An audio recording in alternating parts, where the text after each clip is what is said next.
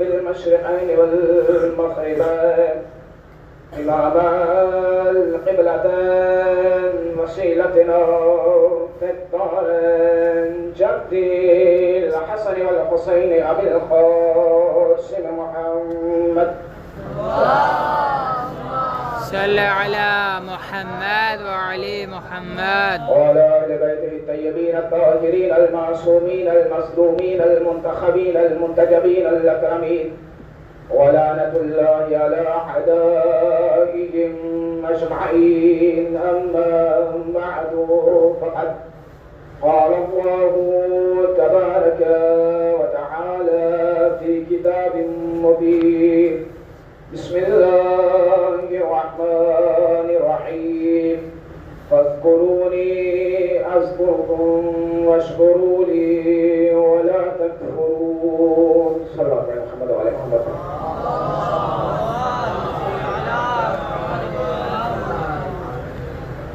صلى الكرام طلاب سبيل الدرام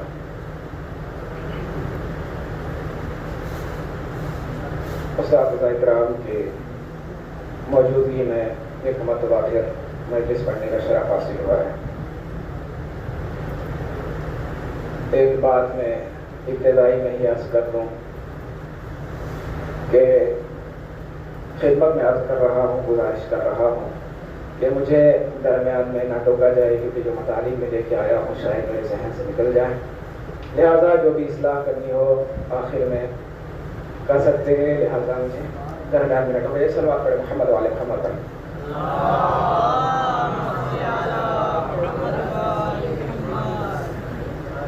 عزاداران امام مسلم کربلا، آپ مسلسل امام حسین کی مجلس برپا کر رہے ہیں، مسلسل امام حسین کی مجلسیں برپا کر رہے ہیں. وہ شخص لائق احترام ہوتا ہے جو حسین کا فرش بچھاتا ہے، وہ شخص لائق توصیف ہوتا ہے جو امام حسین علیہ السلام کا غم برپا کرتا ہے، جو امام حسین علیہ السلام کی عزاداری کرتا ہے. کیونکہ یہ عزاداری ہر ایک کے نصیب میں نہیں ہوتی، یہ عزاداری ہر ایک کے نصیب میں نہیں ہوتی، بلکہ عزاداری اسی کے نصیب میں ہوتی ہے کہ جس کو شہزادی کی تائید حاصل ہو. جس کو شہزادی کی تائید حاصل ہوگی وہی حسین کا غم برپا کرے گا، وہی ایام فاطمیہ منائے گا، وہی ایام حسین منائے گا، وہی حسین کی عزاداری برپا کرے گا، وہی فاطمہ کی عزاداری برپا کرے گا. آج ہم پر اعتراض کیا جاتا ہے، آج ہم پر یہ اعتراض کیا جاتا ہے کہ آپ کبھی حسین کی عزاداری مناتے ہیں، کبھی آپ فاطمہ کی عزاداری کبھی آپ فاطمہ کی عزاداری مناتے ہیں، کبھی آپ ایام حسین مناتے ہیں، کبھی آپ ایام فاطمیہ مناتے ہیں. تو میں کہنا چاہتا ہوں ان اعتراض کرنے والوں پر کہ آج ابھی تک تم کو سمجھ میں نہیں آیا کہ ایام فاطمیہ میں اور ایام حسین میں فرق کیا ہے. اور میں تمہیں فرق بتاتا ہوں. ایام حسین میں ہم یہ بتاتے ہیں یزید کون تھا، ایام فاطمیہ میں ہم یہ بتاتے ہیں یزید کو یزید بنانے والا کون تھا.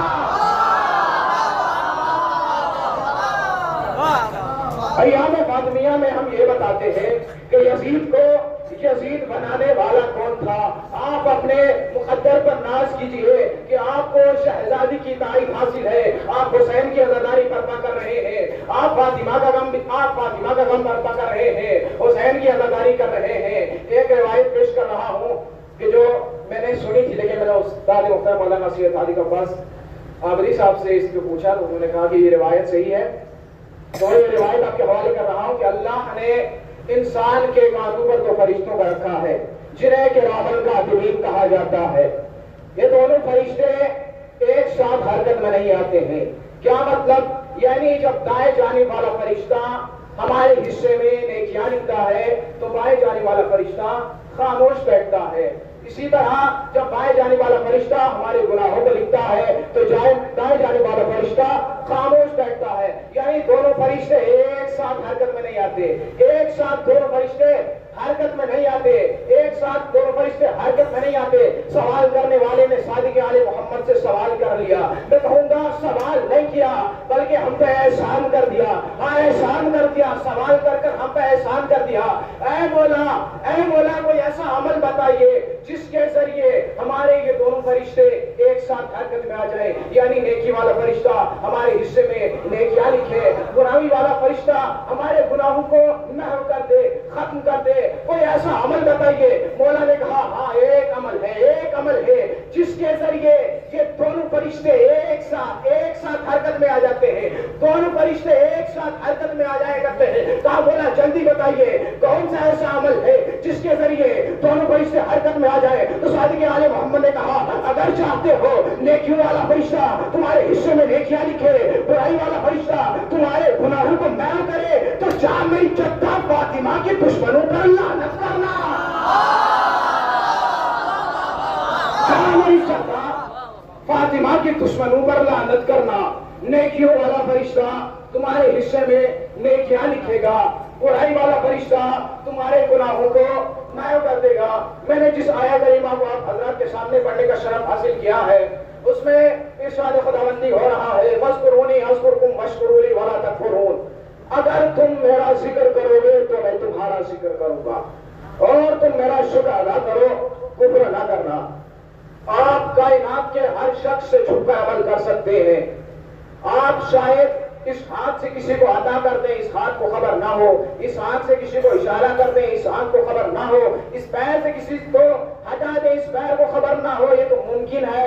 لیکن اس حاکم جو اس کائنات کو اپنے تصویر میں لیے ہوئے ہے اس کی حکومت سے آپ فرار نہیں کر سکتے ہیں۔ ہم دعائے قبائل میں بھی اس جملے کو پڑھتے ہیں وَلَا يُمْكِنُ الْفِرَارُ مِنْ حُكُومَتِهِ، اس کی حکومت سے ہرگز فرار ممکن نہیں ہے۔ وہ خدا انسان کے اتنے قریب ہے کہ قرآن میں ارشاد فرما رہا ہے نَحْنُ أَقْرَبُ إِلَيْهِ مِنْ حَبْلِ الْوَرِيدِ، میں تمہاری شہ رگ سے بھی زیادہ قریب ہوں۔ دوسری جگہ آیت میں فرما رہا ہے بسم اللہ الرحمن الرحیم وَاللَّهُ عَلِيمٌ بِذَاتِ الصُّدُورِ، اللہ وہ ہے جو انسان کے سینوں کے راز کو بھی جانتا ہے، انسان آگے کیا کرنے والا ہے اس کو بھی جانتا ہے، انسان کیا پروپیگنڈا بنا رہا ہے اسے بھی جانتا ہے، اللہ تمام چیزوں کو جانتا ہے۔ میں نے جس آیت کو پڑھا اس میں اللہ فرما رہا ہے اگر تم میرا ذکر کرو گے، مجھے بتانے کی ضرورت نہیں کہ میں کے اعتبار سے کیا واقع ہو رہا ہے، اگر تم میرا ذکر کرو گے تو میں تمہارا ذکر کروں گا، اگر تم میرا ذکر کرو گے تو میں تمہارا ذکر کروں گا، اور تمہارا شکر ادا کرو، کفر نہ کرنا۔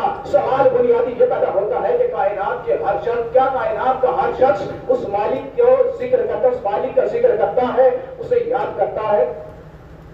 کیا کائنات کا ہر شخص ذکر کرتا ہے؟ نہیں کرتا ہے۔ اگر کرتا ہوتا تو نمرود خدا نہ بنا رہتا، فرعون انا ربکم الاعلی کا دعویٰ نہ کرتا۔ اگر یہ لوگ خدا کو یاد رکھتے تو خود خدا نہ بن جاتے، بلکہ ذات الہی کو یاد رکھتے۔ اللہ وہ ہے جو اپنی بدبخت سے بدبخت مخلوق کو بھی یاد رکھتا ہے، چاہے وہ اسے یاد رکھے یا نہ رکھے، اللہ اس کو یاد رکھتا ہے۔ تو بتائیے اس آیت کا ترجمہ کیا کریں گے؟ اس آیت کا ترجمہ کیا کریں گے؟ کائنات کے انسان ایسے بہت سے لوگ ہیں جو اللہ کا ذکر نہیں کرتے ہیں، تو اللہ تو ان کا ذکر کرتا ہے، اللہ ان کا ذکر کرتا ہے، اللہ انہیں بھی یاد رکھتا ہے، رحمت عام میں رکھتا ہے، تو اللہ ان کا ذکر کرتا ہے۔ تو اس آیت کا ترجمہ کیا کیا جائے گا؟ ایک ترجمہ آپ کے حوالے کرنے جا رہا ہوں جو احمد رضا بریلوی صاحب نے ترجمہ کیا ہے اس آیت کا۔ وہ کہتے ہیں کہ فَاذْكُرُونِي أَذْكُرْكُمْ، اگر تم میرا ذکر کرو گے، اگر تم میرا ذکر کرو گے تو میں تمہارا ذکر نہیں کروں گا، تمہارا چرچا کر دوں گا۔ اگر تم میرا ذکر کرو گے تو تمہارا ذکر نہیں کروں گا، تمہارا چرچا کر دوں گا۔ تم میرے نام کو باقی رکھو گے، میں تمہارے نام کو باقی رکھوں گا۔ تم میرا ذکر قائم کرو گے، میں تمہارا ذکر قائم کر دوں گا۔ تم میرے نام کو بلند کرو گے، میں تمہارے نام کو بلند کر دوں گا۔ اللہ نے صرف یہ وعدہ نہیں کیا بلکہ جناب ابراہیم پر اس وعدے کو پورا کر کے بھی دکھایا۔ جناب ابراہیم نے نمرود کے سامنے کلمہ توحید کو بلند کیا، نمرود کے سامنے کلمہ توحید کو بلند کیا، آگ میں جانا گوارا سمجھا مگر کلمہ توحید کو بلند کیا۔ خدا کی رضا کے لیے جناب ابراہیم نے جوان بیٹے کے گلے پر چھری چلائی، جوان بیوی اور بچے کو تختہ صحرا میں خدا کی رضا کے لیے چھوڑ کے آئے۔ جناب ابراہیم نے، اللہ نے وعدہ کیا تھا تم میرا ذکر کرو گے، تم میرے نام کو بلند کرو گے تو میں تمہارے نام کو بلند کروں گا۔ تو اب اللہ نے کہا ابراہیم سن، تو نے میرے نام کو زندہ رکھا ہے، میں تمہارے نام کو زندہ رکھوں گا۔ سن، دین میرا رہے گا، ملت تمہاری رہے گی، دین میرا رہے گا، ملت تمہاری رہے گی، حج میرا رہے گا، رکن افعال حج تمہارے رہیں گے۔ اس شخص کا حج بھی قبول نہیں کروں گا جو صفا مروہ منا کے درمیان تمہاری جہاد تعالیٰ نہ کا حج بھی قبول نہیں کروں گا جو صفا و مروہ منا کے درمیان تمہاری یاد کو تازہ نہ کرے. ہم قرآن میں پڑھتے ہیں ملت ابراہیم حنیفا، اور اللہ جب کسی کا ذکر قائم کرتا ہے تو اس کو قائم ہی کر دیتا ہے. اسی طرح قرآن میں صفا و مروہ کا بھی ذکر آیا ہے. ان الصفا والمروہ من شعائر اللہ، صفا اور مروہ اللہ کے صفا و مروہ شعائر الہی میں سے ہے. یہ صفا و مروہ اسی طرح خلیل کربلا نے کلمہ توحید کو بلند کیا، اللہ کے نام کو باقی رکھا، اللہ کے نام کو باقی رکھا، اللہ کے نام کو زندہ کیا، اللہ کے نام کو اس دور میں زندہ کیا کہ جب لوگ شریعت محمدی کو حرام کر رہے تھے، حلال محمدی کو حلال محمدی کو حرام کر رہے تھے، حرام محمدی کو حلال کر رہے تھے. اس دور میں امام حسین نے کلمہ توحید کو بلند کیا اور کہا میں گوارا سمجھتا ہوں میری جان قربان ہو جائے، میرے بچے قربان ہو جائے، میری جانیں قربان ہو جائے، مگر کلمہ توحید پر آنچ نہ آنے پائے. تو آپ امام حسین نے اپنا سب کچھ ذات الہی کے لیے قربان کیا. تو اب امام حسین کا مشن عزاداری نہیں ہے، یہ اللہ کا مشن بن چکا ہے، یہ اللہ کا مشن ہے، یہ امام حسین کی عزاداری نہیں ہے. آپ دیکھیں دنیا کی طاقتوں نے کتنی کوشش کی حسین کی عزاداری کو مٹانے کے لیے، عزاداروں کو مٹانے کے لیے، لیکن دنیا ختم نہیں کر پائی. کیوں نہیں ختم کر پائی؟ بھائی یہ مشن اللہ کا مشن ہے. 3 طاقتیں کو ذکر کرنے جا رہا ہوں. ایسی طاقتیں ہیں اگر کسی بھی مشن کے خلاف ہو جائے وہ مشن 2 قدم تک نہیں چل سکتا. Power of wealth, power of state, power of press. Power of wealth دولت کی طاقت، پاور آف اسٹیٹ جمہوریت کی، پاور آف اسٹیٹ جمہوریت کی طاقت، پاور آف پریس پروپیگنڈے کی طاقت. یہ 3 طاقتیں اگر کسی مشن کے خلاف ہو جائے تو وہ مشن 2 قدم تک نہیں چل سکتا. تاریخ اٹھا کے دیکھیے فرعون کی حکومت ان 3 چیزوں کی مضمون ملت تھی. ادھر ان حکومتوں نے ساتھ چھوڑا، ادھر فرعون، ادھر ان حکومتوں نے ساتھ چھوڑا، فرعون کی حکومت غرق ہو گئی. یہی 3 حکومتیں. آپ ان کا ایک تھوڑا تفصیلی سن لیجئے. آپ نے دیکھا پروپیگنڈے کی طاقت دیکھیے. یہاں لائبریری میں کتاب ہے تاریخ ابن تاریخ اور اس میں یہ واقعہ درج ہے. یہ جو غزالی تھا اس نے امام حسین کی عزاداری کے بارے میں فتویٰ بھی دیا اور یزید کا اسلام بھی ثابت کیا. یہ پروپیگنڈے کی طاقت تھی کہ فتوے بھی دیے جاتے ہیں، آج بھی فتوے دیے جاتے ہیں، آج بھی فتوے دیے جاتے ہیں کہ عزاداری کو ختم کرنے کے لیے. اس نے بھی ایک فتویٰ دے دیا، آپ جا کے پڑھ سکتے ہیں، اس کا پورا واقعہ تفصیل کے ساتھ لکھا ہوا ہے، مجھے تفصیل کے ساتھ نہیں بیان کرنا ہے. اور آپ دیکھیے جمہوریت اور پاور آف ویلتھ کی طاقت دیکھیے. دونوں طاقتوں کو آپ دیکھیے. متوکل اور حجاج میں آپ کو دونوں طاقتیں دکھائی دیں گی. دونوں طاقتیں انہوں نے استعمال کی. امام حسین کی قبر پر حل بھی چلائے، نہریں بھی کاٹی اور امام حسین کی عزاداری کو ختم کرنے کے لیے بڑی سازشیں کی، لیکن آج تک کوئی بھی ان کی امام حسین کی عزاداری کو ختم نہیں کر پایا. کیوں نہیں ختم کر پایا؟ یہ دنیا کی طاقتیں مادی طاقتیں ہے، حسین کا مشن مانوی مشن ہے. یہ دنیا کی مادی طاقتیں حسین کے مانوی مشن کو ہرگز ختم نہیں کر سکتی. ایک صلوات پڑھیں محمد و آل محمد پر.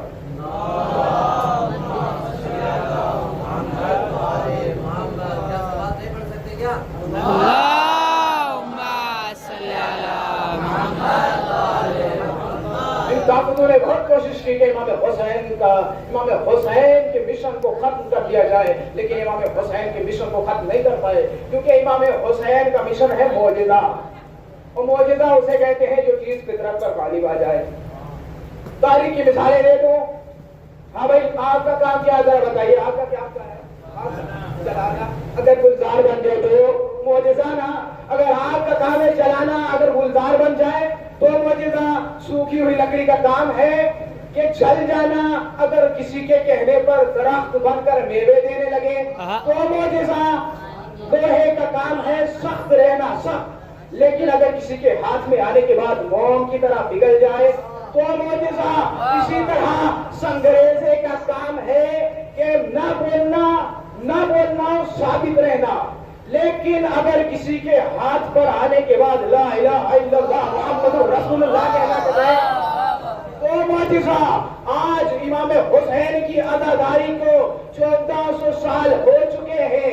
آج بھی دشمن کوشش کر رہے ہیں کہ حسین کی عزاداری کو ختم کر دیا جائے، لیکن یہ دنیا کی طاقتیں حسین کے مشن کو ختم نہیں کر پا رہی ہیں، کیونکہ حسین کی عزاداری معجزہ ہے اور معجزہ کبھی ختم نہیں ہوا کرتا ہے.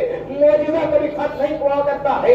آج بھی جب ہم واقعے کربلا کو آپ کے سامنے بیان کرتے ہیں تو ایسا لگتا ہے کہ آپ ابھی یہ تازہ واقعہ ہمارے سامنے رونما ہو.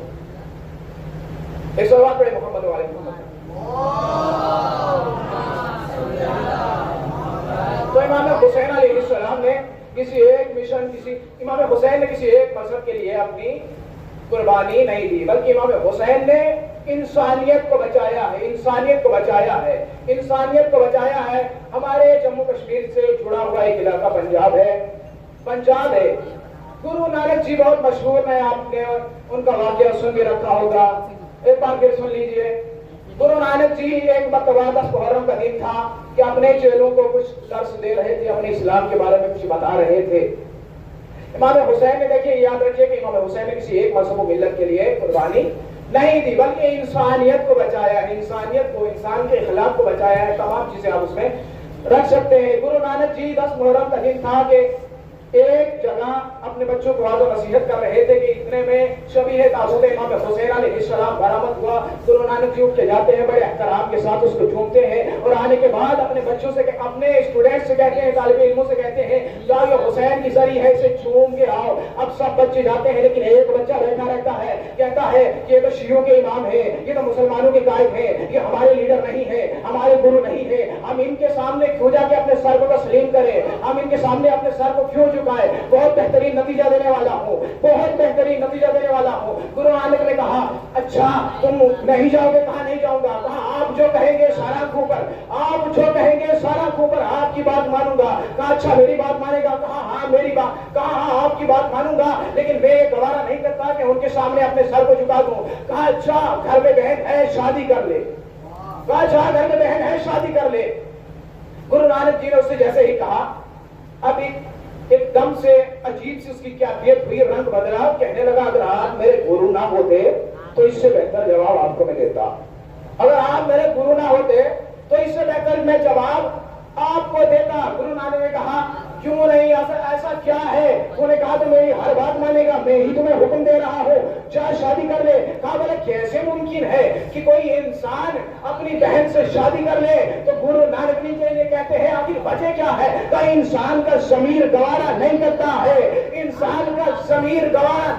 ہے. تو گرو نانک جی کہتے ہیں، جملہ سنیے گا، جملہ حوالے کرنے جا رہا ہوں. گرو نانک جی کہتے ہیں کہ جو تیرے اندر ضمیر بول رہا ہے، اس بولتے ضمیر کا نام حسین ہے.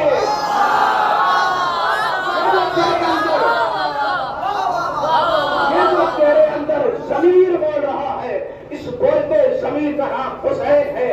اگر حسین 61 ہجری میں قیام نہ کرتے، تو شاید یہ آج عام ہوتا، آج یہ سب چیزیں عام ہوتی، حلال محمدی حرام ہو جاتی. لیکن امام حسین نے انسانیت کو بچایا ہے. آج بھی عزاداری پر فتوے لگائے جاتے ہیں کہ آپ عزاداری میں کبھی آپ حسین کی عزاداری مناتے ہیں، کبھی آپ فاطمہ کا غم برپا کرتے ہیں. یہ آج بھی ہم پر اعتراض ہوا جاتا ہے کہ آپ کبھی حسین کے غم کو مناتے ہیں. یہ بدعت ہے. قرآن سے ثابت کر کے دکھائیے، تعزیت قرآن سے ثابت کر کے دکھائیے. میں سلام کرتا ہوں اپنے علماء پر کہ جن سے کبھی بھی کوئی بھی سوال کیا گیا تو انہوں نے وہیں سے جواب دیا. اگر قرآن سے سوال کیا تو قرآن سے جواب دیا. جہاں سے سوال کیا جاتا ہے وہیں سے جواب دیا جاتا ہے. کبھی آپ نے یہ سوچا کہ اگر پلٹ کہیں سے ایک سوال کر لیا جائے تو اسے جواب نہ دیے جائیں گے؟ میرا تو ایک ہی سوال ان سے کافی ہے. آپ یہ بتا دیجئے بچے کے کان میں صبح والی اذان کے لیے شام والی؟ آپ یہ بتا دیجئے کہ بچے کے کان میں صبح والی اذان کے لیے شام والی؟ یہ دنیا اعتراض کرتی ہے. تو آئیے ہم قرآن سے ایک مرتبہ ثابت کر دیتے ہیں. جب جناب یعقوب سے جناب یوسف بچھڑے تھے، جناب یعقوب نے گریہ کرنا شروع کیا. یعقوب وقت کے نبی تھے، جانتے تھے یوسف زندہ ہے، لیکن جناب یعقوب گریہ کر رہے تھے. قرآن نے جناب یعقوب جیسے روئے، ایسے روئے، ویسے روئے، جیسے روئے، قرآن نے ذکر کیا. وَتَوَلَّى عَنْهُمْ وَقَالَ يَا أَسَفَىٰ عَلَىٰ يُوسُفَ. قرآن نے کہا کہ ان سے اپنے بیٹوں سے منہ موڑ لیا اور کہا ہائے یوسف پر، ہائے یوسف پر. اس کے بعد کہا وَابْيَضَّتْ عیناہ من الحزن فہو کظیم، اور اتنا روئے 40 سال تک کہ قرآن نے کہہ دیا کہ آنکھیں سفید ہو گئی، آنکھیں سفید ہو گئی۔ یعقوب وقت کے نبی تھے، جانتے تھے کہ گریا، جانتے تھے وقت کے نبی تھے لیکن پھر بھی گریا کرتے تھے۔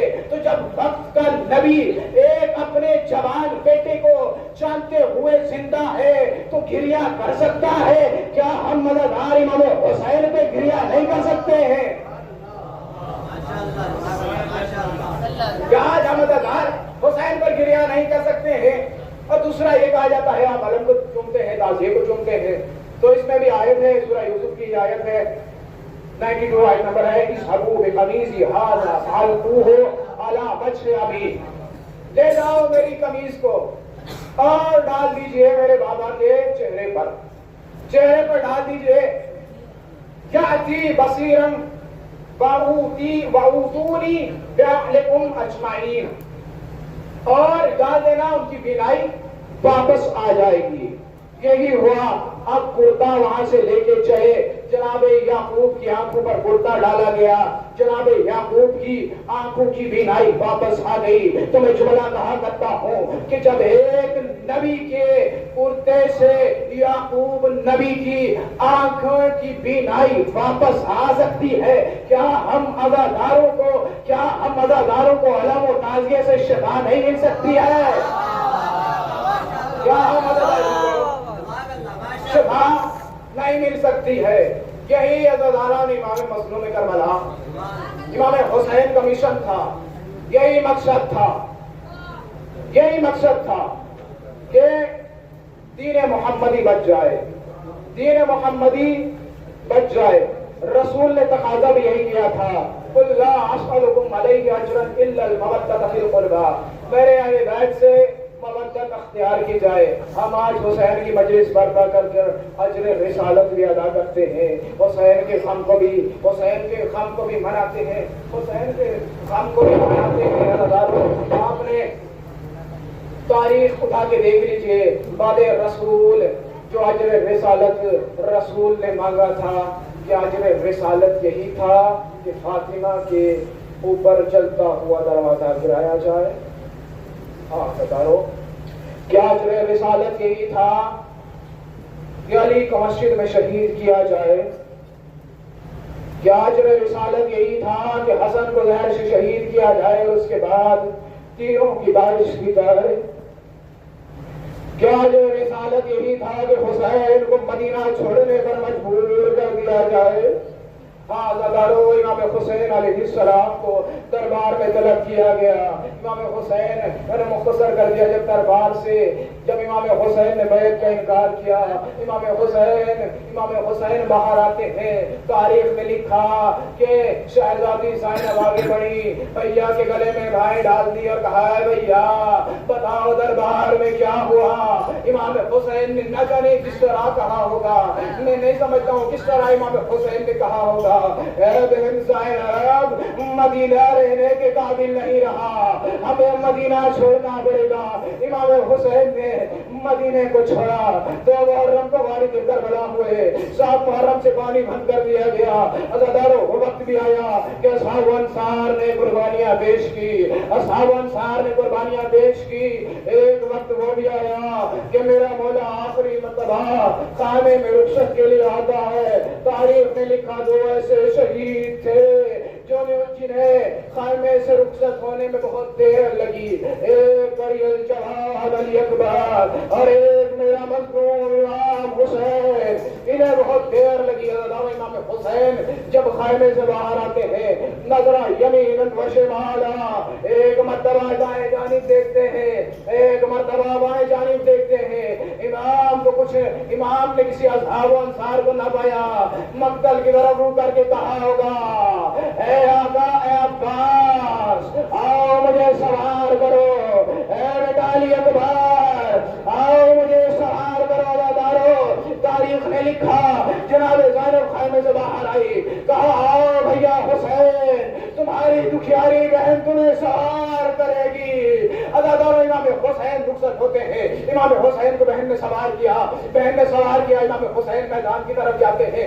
تاریخ نے لکھا، روایت میں ملتا ہے کہ امام حسین نے بسر سعد کو مخاطب کر کے کہا، اے بسر سعد، حسین کو کہیں واپس جانے دیا جائے، لیکن عزاداروں کے جواب نہ آیا۔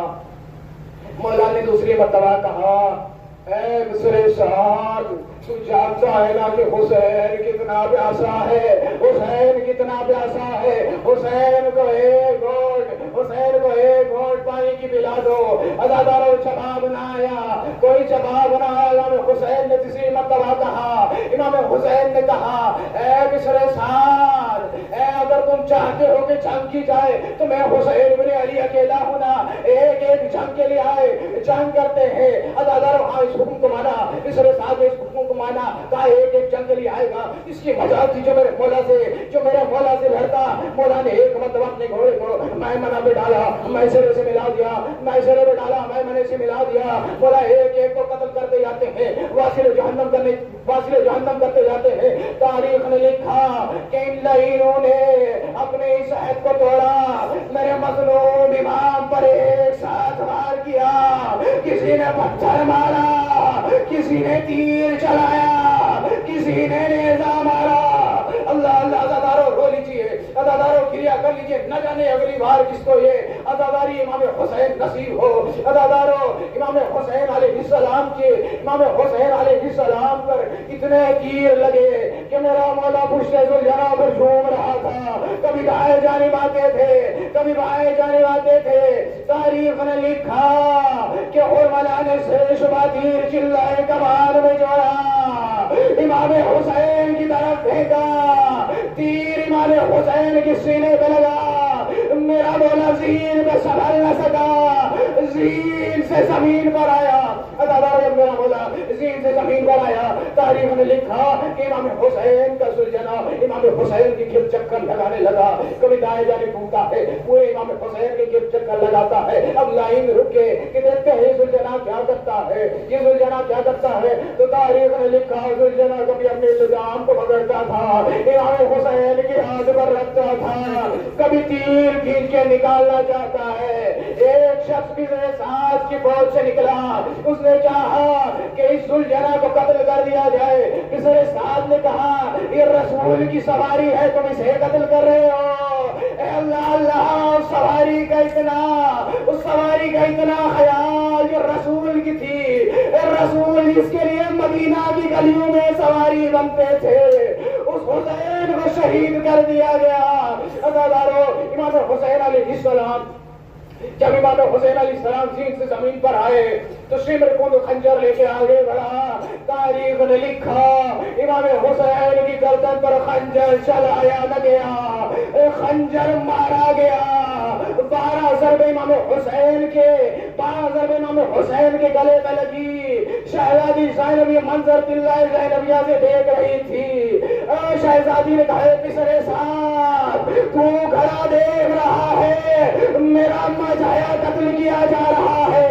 حسین نے زینب کو اشارہ کیا، بہن زینب خیمے میں پلٹ جا۔ زینب خیمے میں جا رہی تھی، ابھی خیمے میں نہ پہنچی تھی، زمین کربلا ہلنے لگی، ساہ سرخانیاں چلنے لگی۔ شہزادی زینب امام سجاد کے خیمے میں جاتی ہے اور کہتی ہے، اے سجاد ذرا باہر دیکھو، قیامت کا منظر ہو رہا ہے، قیامت کا منظر ہو رہا ہے۔ سید سجاد نے کہا، اے بوبی اماں، خیمے کا پردہ ہٹائیے، خیمے کا پردہ ہٹنا تھا۔